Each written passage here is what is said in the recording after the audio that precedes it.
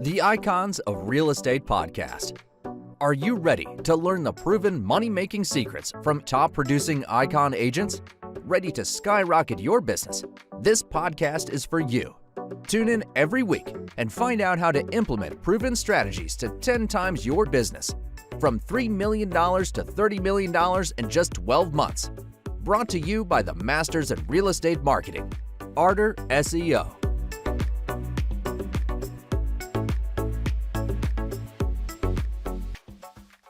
Welcome to the Icons of Real Estate. I'm Tim Calloway.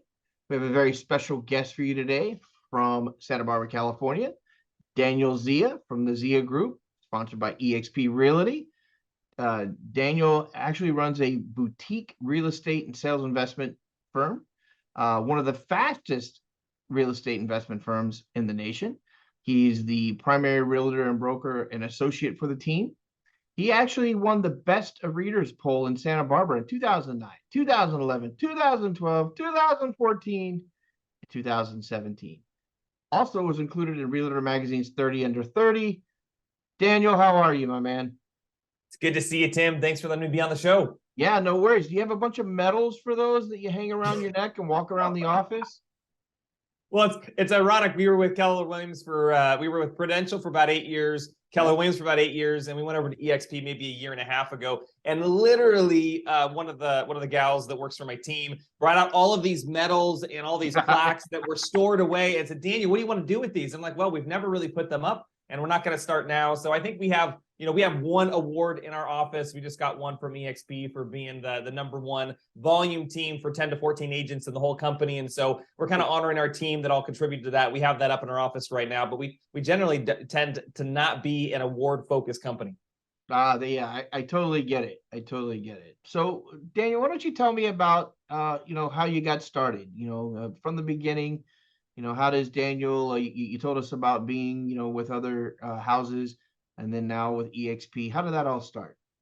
Oh, absolutely. So I have been an entrepreneur for as far back as I can remember. I'm talking about, the 12, 13-year-old, going door to door, trying to get people to use me to mow their lawns. Then eBay came out when I was probably, 15 or so. eBay really kind of hit the scene, and I was using eBay as like a 15-year-old probably, selling coins and collectibles on commission. Nice. And then I loved the platform. I got into video games, and I was one of the first people to actually sell online characters and equipment on eBay. I remember selling one online character for like $1,500 when I was 15 or 16. And I was like, wait a sec, I can play video games as a kid and make a bunch of money, sign me up. And then after that, I was probably 16, 17, and I started a company that sold aftermarket car parts in 4 different countries. All online. That was kind of the advent of e-commerce, kind of plus or minus, late 90s, early 2000s. And really, my entrepreneurial journey has just followed wherever my passion has been. I've been like, hey, this is something I want to do. I want to buy a car. I want to, quote unquote, fix a car up or remodel a car. And then I basically would monetize it and create a company around it. And real estate was no different. I was in college. I'd been running my car business for 4 or 5 years in my dorm room. And I knew I wanted to stay around in Santa Barbara, California, and it's a very expensive place to live, one of the most expensive places in the U.S. I was about to get married, and I just realized that selling car parts wasn't going to sustain me with Santa Barbara home prices and where I wanted to go. And so I had a college professor who counseled me and said, "Hey, have you considered real estate sales?" And I thought that was really exciting because I had just finished Robert Kiyosaki's Rich Dad, Poor Dad at the time. Sure. It was the 17 CD set, before Audible. And so listen to the 17 CDs, and I'm like, I want to get into real estate investing. I want to get off. I want to be out of the rat race. I want to build wealth. I want to build wealth through real estate. So real estate sales seemed to be a great transition into that, where I could know the best deals in the market and generate income to then invest into real estate. And that was, here we are 17 years later, after I dove in. Wow, that's fantastic. No, that's an exciting story for sure. It's funny how little things like, hey, I want to just stay in the town I'm in. How do I go about affording that? Yeah, that's fantastic. Fantastic. Right? So we heard a little bit about how you got started. Now let's talk about today. You do have a team, correct? Correct. Tell me about your team and how are they comprised and Absolutely. Yeah, we've got about 30 people on our team. So I am the founder, CEO, and the lead rainmaker. So I am still in active production. Almost all of my production focuses on the listing side of the business, and it's predominantly luxury heavy. I do work with a select few luxury buyers, but very few buyers. Most of what I do is sellers. We then have 11 realtor partners who are on our team. So that makes 12 active agents in production. And then the rest of our team, about 18 team members, they are a mix of support staff, both stateside here in Santa Barbara, and we have a great crew of virtual assistants in the Philippines doing some actually pretty high level roles and doing a phenomenal job. So we have a whole team culture in the Philippines. We have one of our team members flying over there and interacting with them just in a couple of weeks. And so it's really fun to be an international company. That's fantastic. Yeah, that's really nice. So your team, Santa Barbara, I know the area fairly well. I lived in California at one point. I'm now in West Palm Beach, but I'm familiar with California and the market there. Tell me about how you go about getting your listings now. Things have changed so much, 17 years, and it's really great to talk to someone in kind of your bracket. I'm a little bit older, my generation had a lot going on. We invented the internet, so to speak. But your generation really are the ones that took it by the reins at a young age, like you said, and really made something of it, while the rest of us go, hey, that's pretty cool. I mean, I learned as much from my 4 sons in their 20s, as I do anybody. But how do you go about getting your listings now? Are you still boots on the ground like most of us were back in the day? Or, is it social media? Is it everything? How do you go about that? Yeah, it's a little bit of everything. So when I got into the business, I was 21, still in college. I mean, I was literally studying for my real estate license on my honeymoon. I got married really early as well. But when I was getting into real estate, I'm like, how do I get people to, at the time, trust me to buy or sell an average $1.2 million home in Santa Barbara as a 21-year-old with no experience? Right. And so I really focused on what I did well. I was a great communicator, and I knew the internet very well. And again, not many people did at the time, search engine optimization. And so we just kind of took over with our online presence. So we really got good at nurturing online consumers. I took the after-car park business experience that I had, basically developing a relationship with someone, rapport with someone, all online. You never saw that person, and getting them to develop that trust and the likability to want to use you in the sale. And I brought that over to real estate, and that really became the foundation of Zia Group here in Santa Barbara. And it was really good timing for that. And we saw great mileage there. As we grew the last 17 years, we've added on different building blocks of lead generation onto that. So we do everything. We've got TV commercials. Nice. We've got gas station video ads. We've got print advertising. We do lots of direct mail. We do, I think our team's made, I don't know, something like 50,000 calls this year for cold calls or lukewarm calls, depending on which the calls are. Door knocking, and we do a lot in the digital space still, but a lot of that's now focused on social media and digital content creation on the 4 platforms: TikTok, Instagram, Facebook, and YouTube. Fantastic. Yeah, definitely got to cover all the bases nowadays. You don't know who's out there looking, right? Absolutely. We want to be everywhere they are and create different sales funnels for each of those different marketing or lead generation strategies. Yeah, I still find realtors who run teams or even solos, they're like, I don't do too much. As a matter of fact, I spoke to one with EXP yesterday, and she was like, I'm just not very good at it. And I was like, you should start getting good at it. Actually, you talk about the transfer. I mean, you didn't, but I talk about it a lot, the transference of wealth right now. And there's so much happening, and there's going to be a ton of it as boomers start retiring and moving places. I mean, depending on where you live here in Florida, we get a plus 300,000 a year Wow. searching for homes. Yeah, it's insane.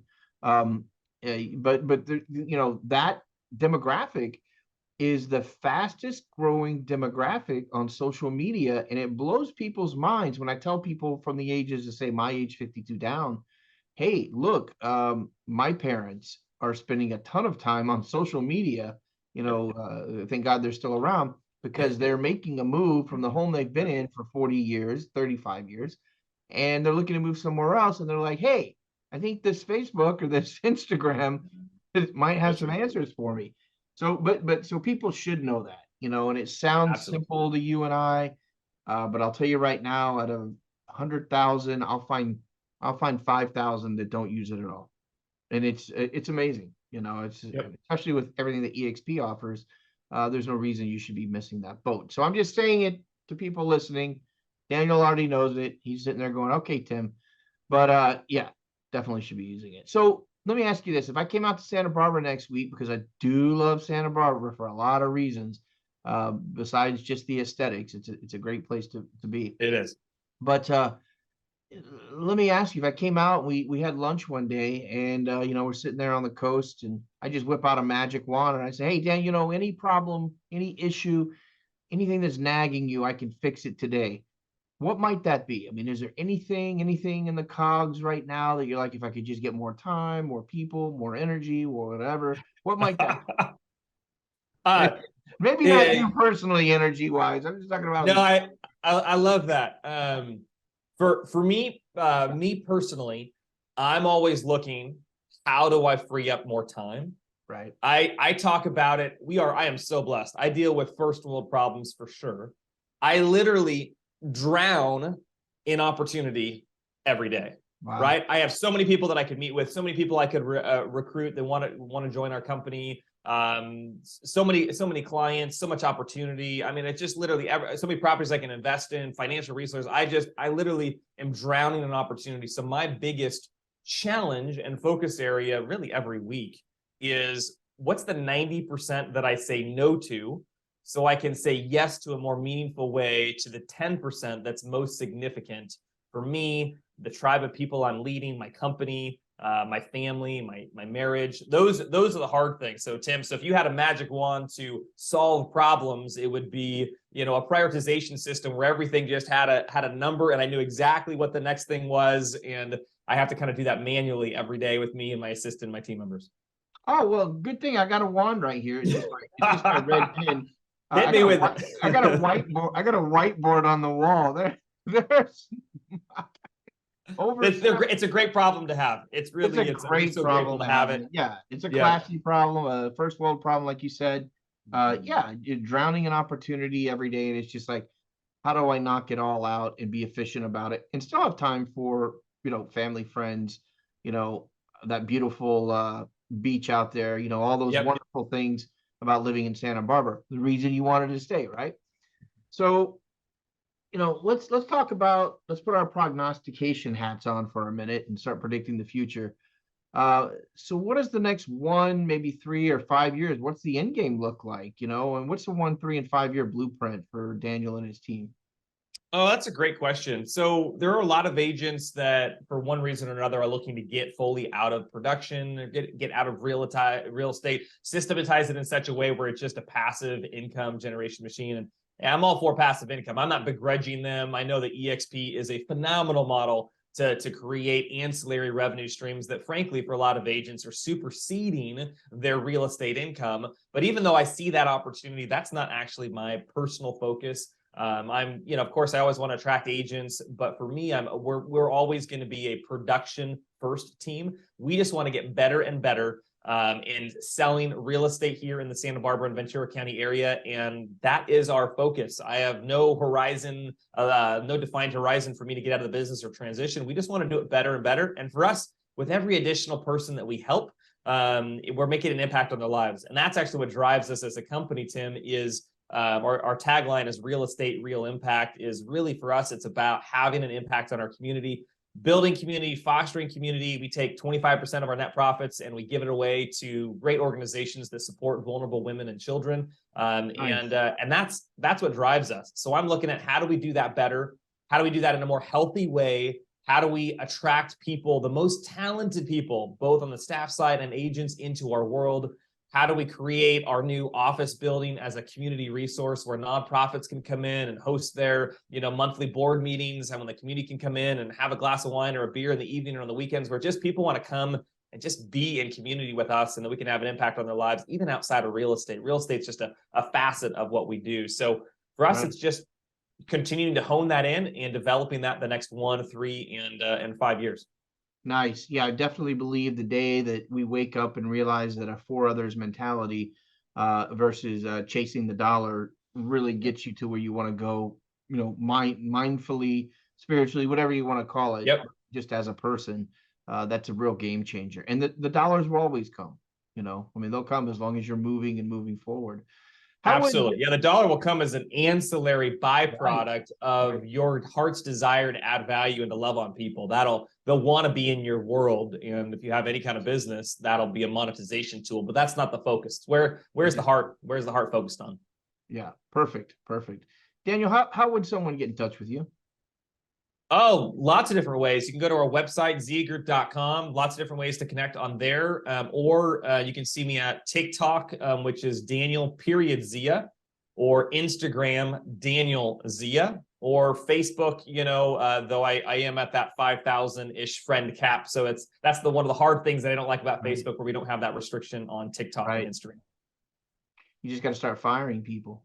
It's hard to let friends go. It is, especially, I mean, I am older than you.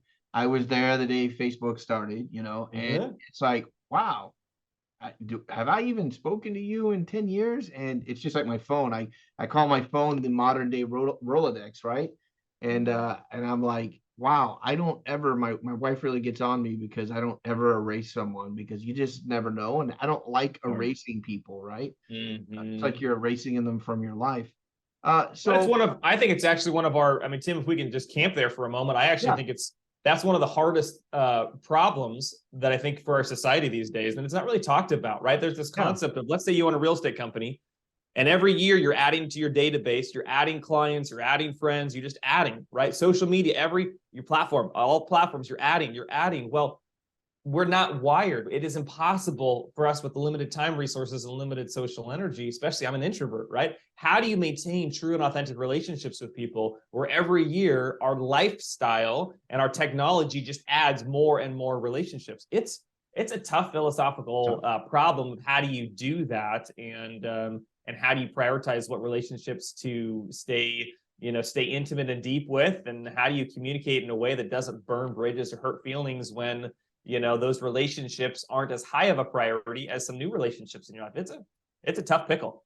Right. It really is. And not to get too deep and philosophical about it, but you said it, it's really tough to manage that. And I'll go back to the Romans, believe it or not, they had the same issue. Their Praetorians would only allow for 100 men in their garrison because they couldn't manage over 100 men. I think it was actually 125. And I used to tell people that, I used to train agents, and I would go to the offices, and they had 300 agents in there. And I was like, you do realize this isn't the way to do it. You can't be everything to 300 people. And it's just impossible. I would challenge people. I would say, they go, oh, I have 5,000 friends on Facebook, whatever, 4,999. And I go, well, name them. And it's like, why are they there if they're not to help nurture your life or theirs, one of the two, if there's no interaction with them? And I don't mean the word friend. I just mean the fact that they're there at all. Yep. Right? So it's a tough deal. So Daniel, every guest I have on the show, I really like to give them the opportunity to kind of take us out. We're kind of winding down here, and allow for you to kind of say what's on your heart, mind, your soul. Some people like to talk about their dogs. Some people like to talk about their family. Most people like to talk about something philosophical or their business, but take us out. Absolutely, Tim. Well, the interesting thing, I think that's most clear on my heart these days is a desire to father the generations. I mean, I'm 39 in January, so I'm not old, but I have this like paternal heart. Yeah. But I mean, I have this, I've got two kids. They're, almost 9 and 11. But I have almost the same father's heart for my company. And frankly, for my followers on social media that I have for my kids, this desire to go more than just to talk about real estate. I just think there's a huge need with millennials, with Gen Z, with Gen Alpha. I think there's a lot of absence of present fathers in particular in our society. And it's like, how do we download as men, as fathers, not just about how to sell real estate, but like how to think about mindset, how to build wealth, how do you be a good husband, how do you be a good good spouse in general, how do you be a good father, right? Like how do you do relational conflict? That's one of my biggest passions right now is all the things that I want to teach my kids, how do I record myself telling them that and allow the generations to hear it? And I think social media is a phenomenal platform for that. So even though I'm not going to be able to be an authentic relationship with thousands and thousands and thousands of people, at least I can pass on some of the mindset and some of the learning that I have to them in a more, in a broader fashion. So if there's any one thing on my heart for 2023, that was a big focus of ours in 2022, figuring out how to do that. And that's a huge focus personally and professionally for me in 2023. That's fantastic. Daniel, I loved it. Great sage advice. I'm going to give you some advice. Write a book if you haven't. I recommend that to everyone. But thank you so much for being on the show. Very inspirational. Loved hearing what you had to say, and definitely would like to check in with you the next 3, 6, 9 months, see how things are going. Absolutely, Tim. It was such a pleasure. Thanks for having me on. Have a good week. Have a great weekend. Be safe. Bye, Tim. Bye-bye.